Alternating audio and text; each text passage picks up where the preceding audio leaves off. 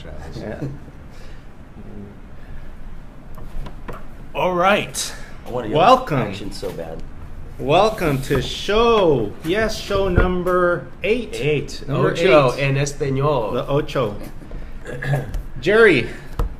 Well, before we start off, Yeah. I want to introduce Travis Crow, infamous Travis Crow, author, speaker, entrepreneur, and we'll get into what else he's done with his life. But Jerry, why don't you start us off with a quote today? Yeah, so today, and this is really goes into the whole purpose of this show, and again, real quickly, the purpose of this show is to encourage people to take action, to go out, follow those passions, those dreams that they have, those ideas that they have in their mind. And what Henry Ford said is too many men are afraid of being fools. If you think about that, I read that quote a few times this morning, and it's true. And a lot of times that fear that we have of other people thinking that we're going to be foolish. I can't believe he made that decision, or he bought that building, or he tried to flip this house, or he tried to start this new business and he failed miserably. And I think Henry Ford had it right. There's too many people, even back in his time, that lived in these boxes, these self-imposed boxes, and were afraid to take action because of other perceived limitations that people put on their lives. So I thought that was, it's short, sweet, and but it has so much meat to it. So It does. I mean, what is a fool anyway?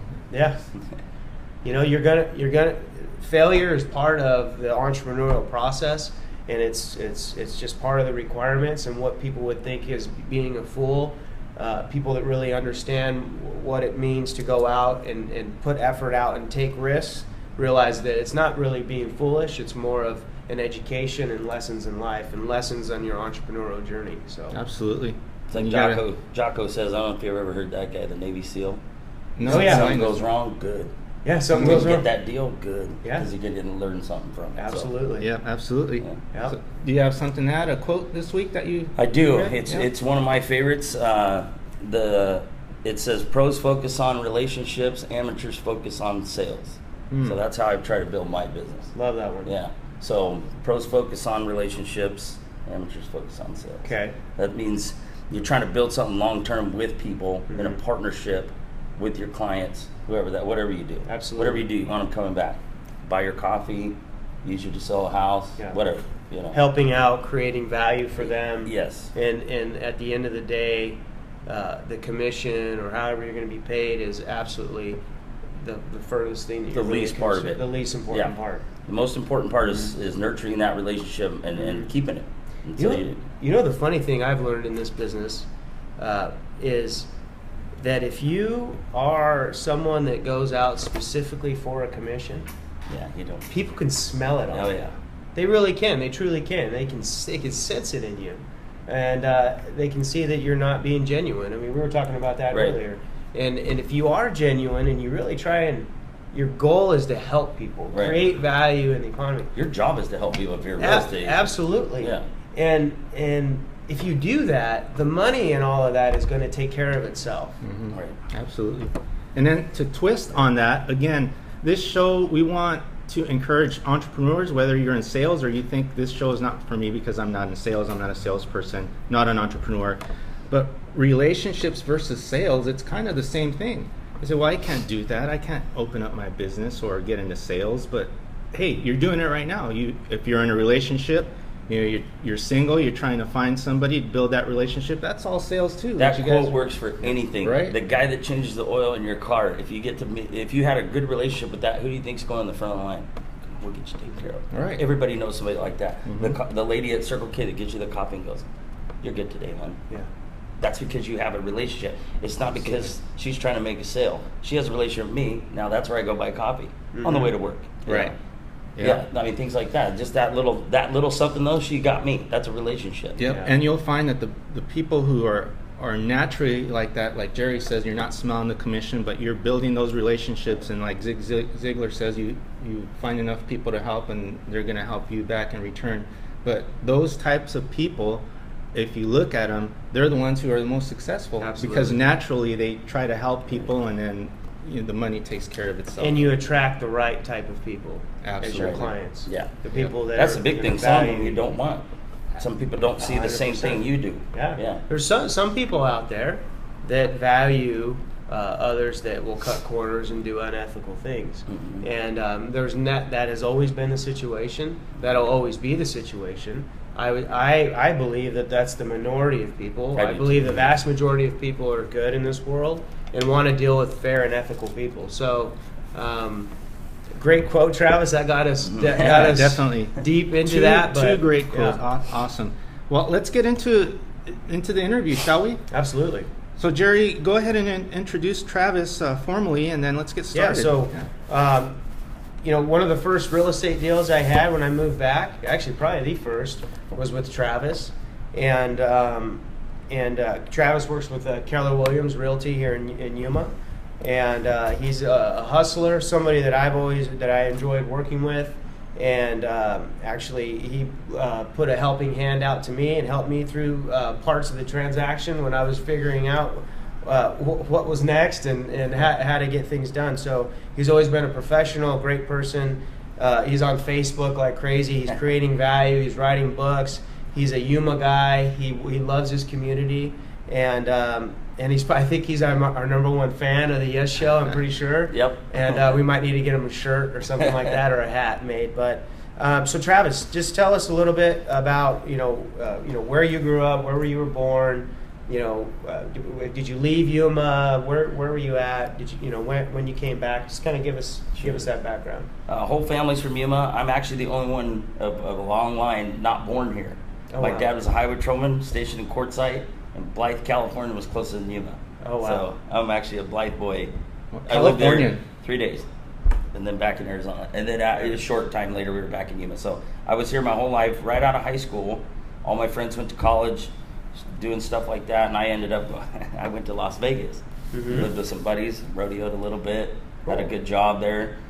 Basically, I just saved some money for a while, Mhm. and I knew Vegas wasn't for me, but I'd saved a lot of money. About 6 months, I think I was there. Went to Phoenix. And this is a funny story because I did actually go to college for about half a semester, but I wasn't enrolled in it.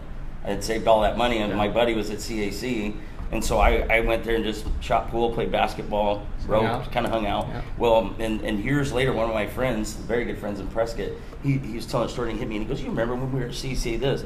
And I said, "I didn't go to CAC." He goes, "Yes, you did." And I said, "No, I didn't." And then I had to tell him later why.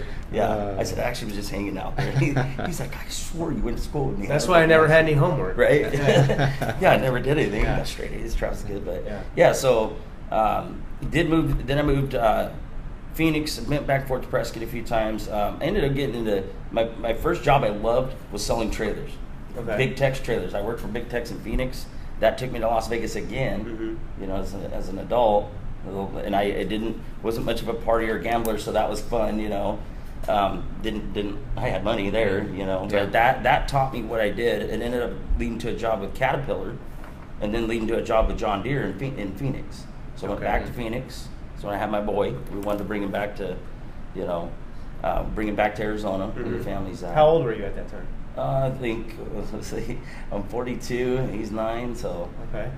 do that math. 33, All right. 33, Yeah, yeah. had a kid older. Yeah. So I was older than mine. Yeah, me too. Yeah. I waited. Me too. Yeah, I waited a while for sure.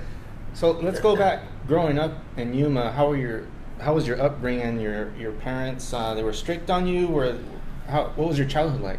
My childhood was divorced parents at a very young age for me.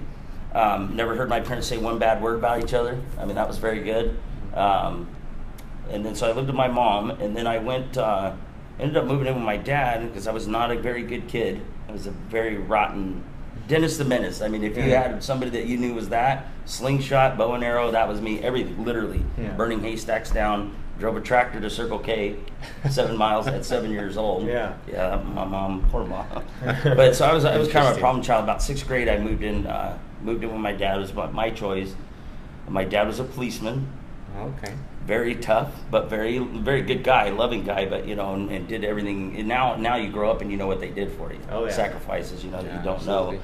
But it was a tough. Not tough as in anything bad. Just was My dad was very stern, but the one thing that I think he wished he was more involved in, and I don't know if it would have done any good, was my school.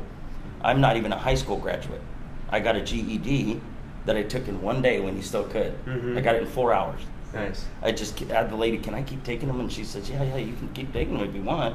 So it's supposed to be like a 2 or 3 day deal. Yeah. I took them in 4.5, 5 hours. Wow. Got it all done. But anyway, so yeah, the being a cop son, he's a pretty tough guy, you know. But he taught you discipline. You Taught learned me some- discipline. Yeah, if I wanted to do something, I wanted to rope more than anything. I wanted to team rope. I was a rodeo kid, you know. That's what I grew up doing. And but he would not let me just part time it. He said, you get on that horse and you ride him for, I think it was a month. He said, 1 month, you get him what we call legged up, in shape. Get that old horse in shape, and then you can rope. Oh, yeah. You know, maybe a couple weeks, and I still asking, I want to rope with you guys. Didn't get to. Working the chutes, you know, letting the cows out, that's the worst job ever. So that's what I was doing. And so one day I jumped on that horse, and for 30 days, rode him, and my dad said, go ahead. And so then, that was my passion when I was a kid.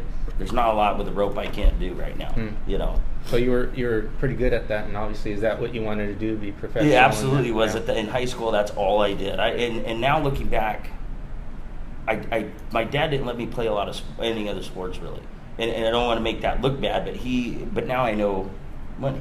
You know, cop salary wasn't that great back then, and so he said I really liked football, but it wasn't very big. I was this height and 128 pounds when I got out of high school. Little, yeah, I was a little guy, but I loved football, you know, and I loved other stuff. But it was like you got to pick one and get good at it. So I get that, but you know, nowadays I feel like that's why I let my son. I don't care, soccer, karate, guitar, whatever he wants to do, because that's. I feel like that's the only thing I missed on that. Like I would have been good at golf. I love golf, you know. Yeah. I love boxing, and I did that when I got into that when I was older, just because I always wanted to do it. Yeah. You know. And so I still keep a bag at home, but, you know. So when you went to Vegas, was that the deal that you wanted to be a professional roper? No, but part of it, yes. I went because the buddies I was living with roped a lot, and that's what we kind of did. But did you practice a lot? Yes. Yeah. Give us an idea how much. Okay, so every night this was my deal to get better.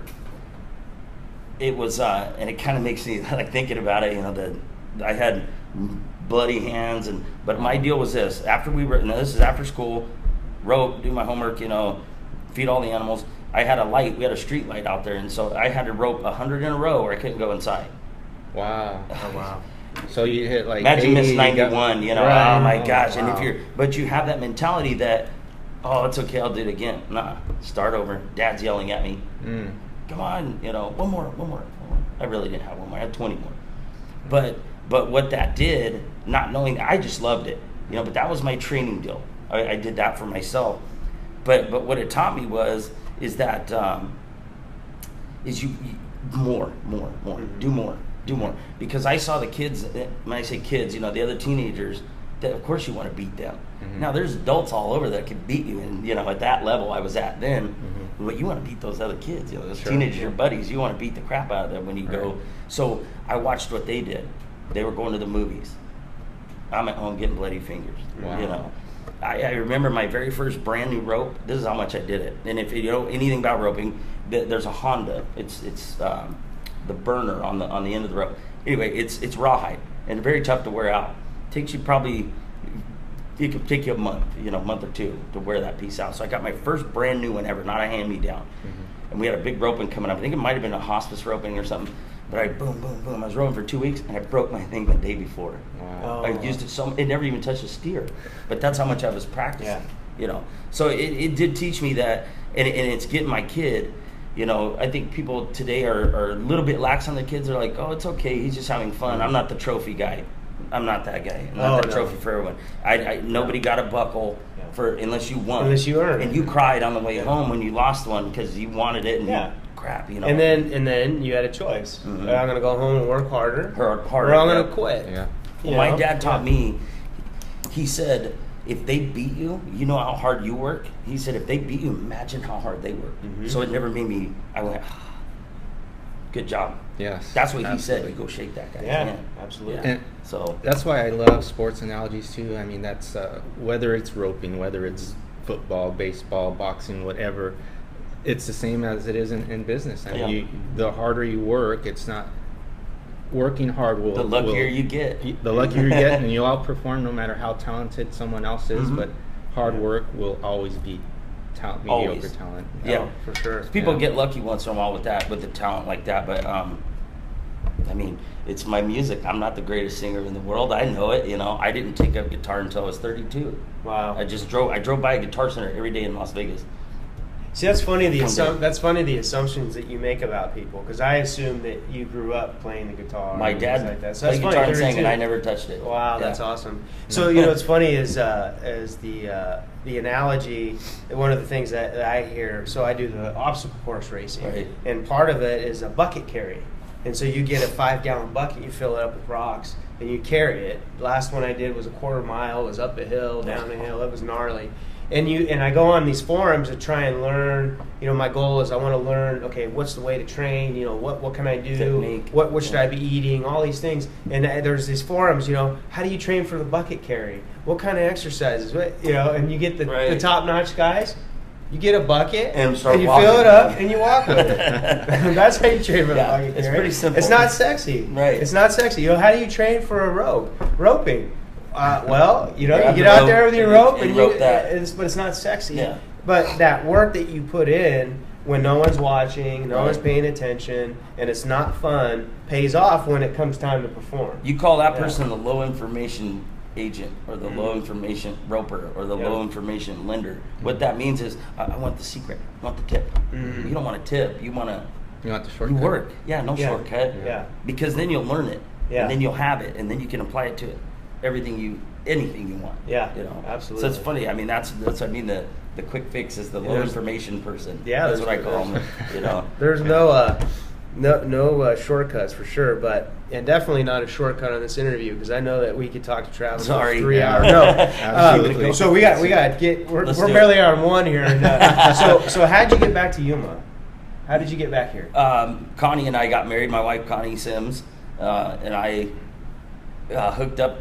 Kind of, we're old friends. We've known each other our whole lives, and our parents knew each other since they were, I think, 6 years old. Oh, wow. So we've grown up together down in Somerton, right on the same street, and we just kind of reconnected on there. Both of us are single, and we dated for 6 weeks, and then got married. I don't know if you knew that. I didn't know that. That's Right? awesome. Yeah, 6 weeks. Yeah. Took your time. But it's not like you guys didn't know each other. We don't have to You rush guys- into anything. Yeah. It's No, not like no, you we were knew each sure. other. Like, We were who very good were? friends. Yeah, you guys grew up. And, Yeah, grew up roping together. Yeah. Her family was heavily involved in that, and we, we're coming on 5 years. Really? Yeah, pretty Awesome. quick here. So Time flies. yeah, it's funny when you go 7 weeks of marriage and it's longer than you dated, you know. Yeah. Yeah. That's. So, Hey, but when yeah, you know, that's what, when you that's know, what you brought know. me back. After about, she decided she missed her family and wanted to be back here, Mhm. and I, really had nothing holding me in Phoenix. Yeah. That job was kind of getting stagnant, and came down here on a transfer. Did not like where I was at. I won't even say the place. Yeah. Did not like it at all. And that worked out where I was able to switch, and I just thought, Connie's been doing real estate for a long time. I was like a lot of people that go, if that guy can do it, I can do it. Sure. You know what I mean? I'm Real looking at- estate's easy. Oh my gosh, so yeah, like So easy. especially that. And then I realized, well, yeah, so I got my deal, and it's Monday. Mhm. What do you do? Yeah. Now what? I got lucky though. My wife, knowing this is what you do, build a database, start building it now before you even go to school. So that's what I did. So I actually hit the ground running on Monday. I got my license, my fingerprint, everything done on a Friday. Yeah. And that Monday I went to work. That Thursday I wrote a contract with a buyer. Oh, that's I awesome. made calls to my friends. Know anybody looking to buy or sell a house? Mm. Which I hate, but that's what. And I got buddy's buddy. Wasn't it? She said, "Oh, you'll sell your first house 90 days to one of your friends. It'll be one of your friends." No, it was a referral. I was like, "Holy crap!" So Dude, that's That's awesome. what brought me here. That's awesome. So I guess the second one we kind of touched on it a little bit, but one of the things we had, Chris Wheeler a couple weeks ago, and love Chris. he's such a great guy. Our dads were partners. Really? Narcs. Yeah. That's awesome. Funny, huh? Small town. Yeah. Small town. They, I love Yuma for all those reasons. Education. Chris Wheeler's kind of on one end of the spectrum. He's Highly got 3, educated. 4 degrees. highly educated in business. Travis but did highly- go to college. He did. just did not enroll, He but just he got went. enrolled. Yeah. He Drink took- Coors Light.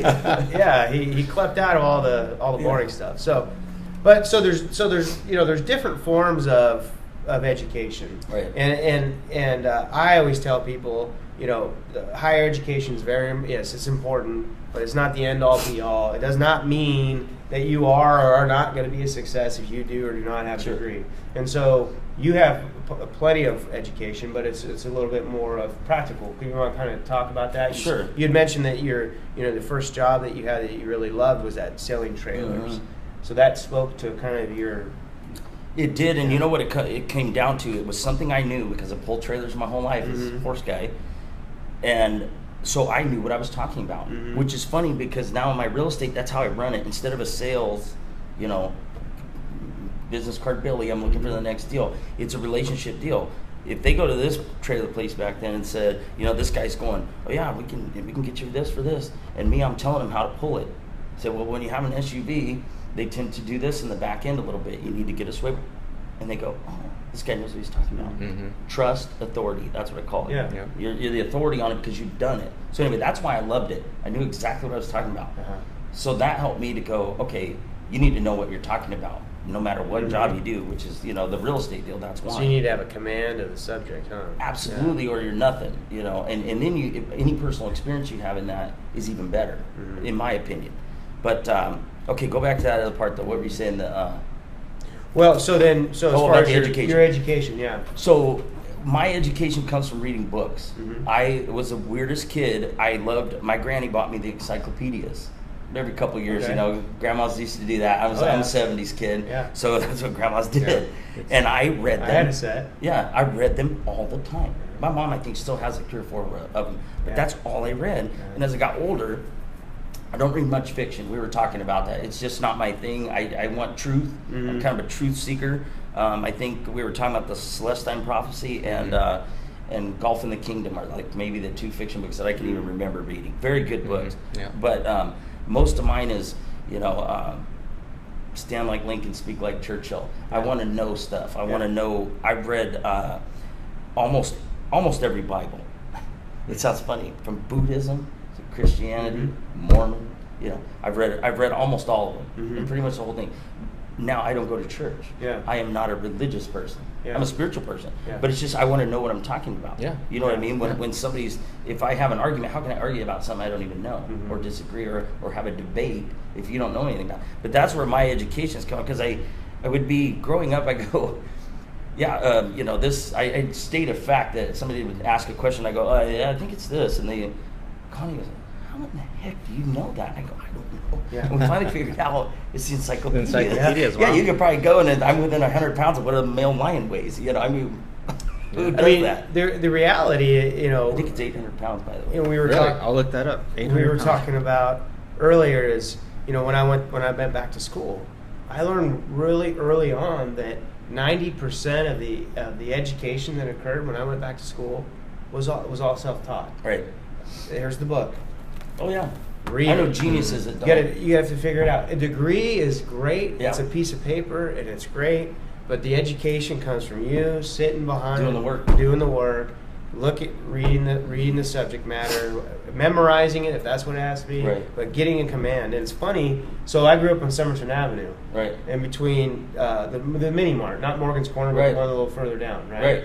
And we didn't have cable, so we only had the 2 or 3 channels. Yeah, that's what we had. So we had this old, they were green, I remember they were green and tan encyclopedias. And I would get through those, and I'd start with A. I think that's what we still have, is the green and tan, the blue ones. Work my way down, and I actually taught myself how to play chess reading the encyclopedia. It's funny. The C. Right. They had the rules, how to do it, Wow. how to set it up, so...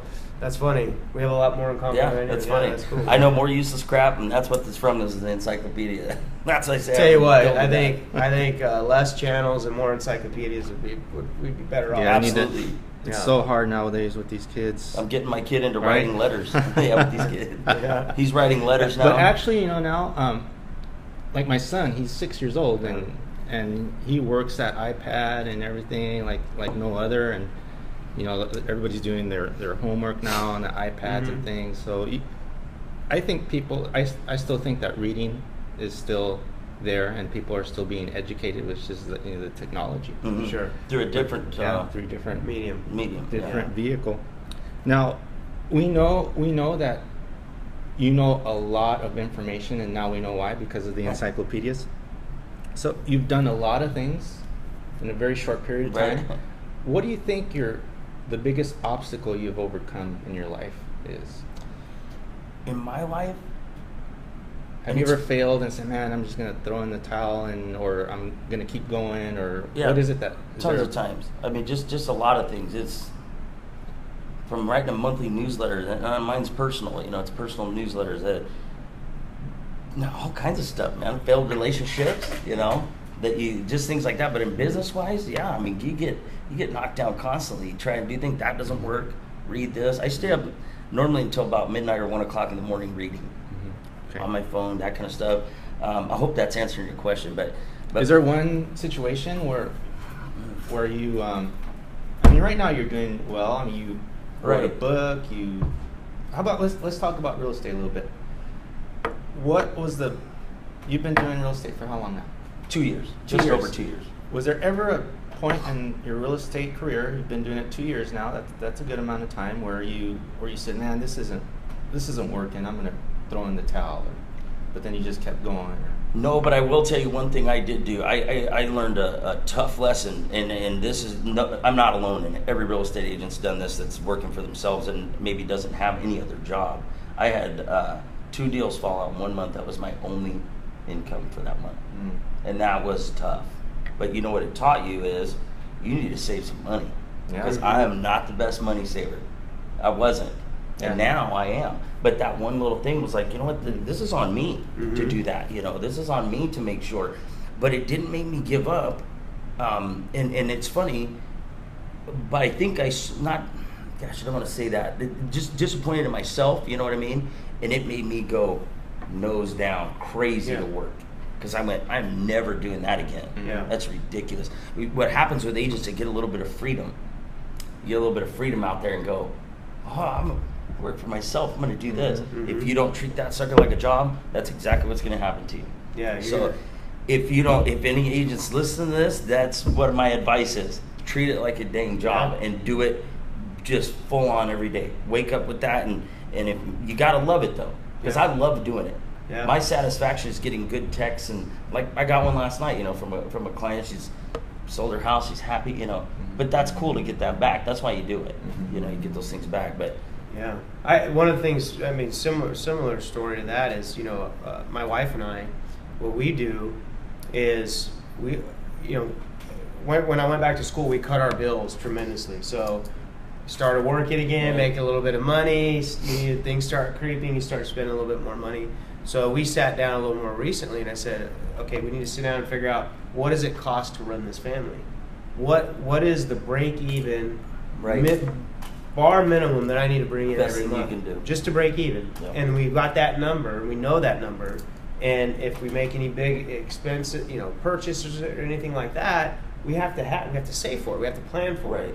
And the thing about it, once we did that, it put fire into my belly again. It does, huh? A little bit more. So it was like, okay, this is where we're at. So if you own a business, it's the same thing. You can have a great month, but you may not have you may have mediocre months or dry months, and so you have to plan. You have to be a master of that money, or else you're going to be a slave to it. Yeah, and we've seen it. Nobody wants to be back at 21 going to the change bucket, right, to buy bread. No. But we've seen it time and time again. This is what the 8th interview, and everyone we've interviewed has had the same thing. Make sure you have a business plan. Make sure you look at that business plan, because all of a sudden, if you don't look at it, and you're out of business, and you're saying, "Man, business doesn't work." But if you would have just paid attention to that and just one more thing I want to say, I've learned, and this is a big thing I learned. I'm putting money back into it instead of just taking it and going, we got reinvesting in it. That's exactly. More books, more of this, keeping money for later on this. It's going to average out to this. I'm going to run out there. I mean, everything from stamps to me.